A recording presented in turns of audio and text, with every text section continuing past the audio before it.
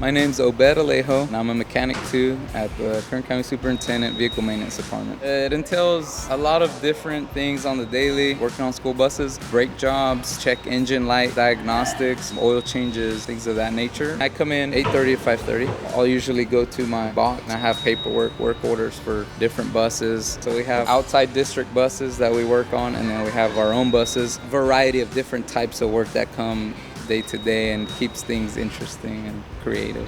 And I release it, it like gets stuck and then it'll go. I'll go on the test drive with you.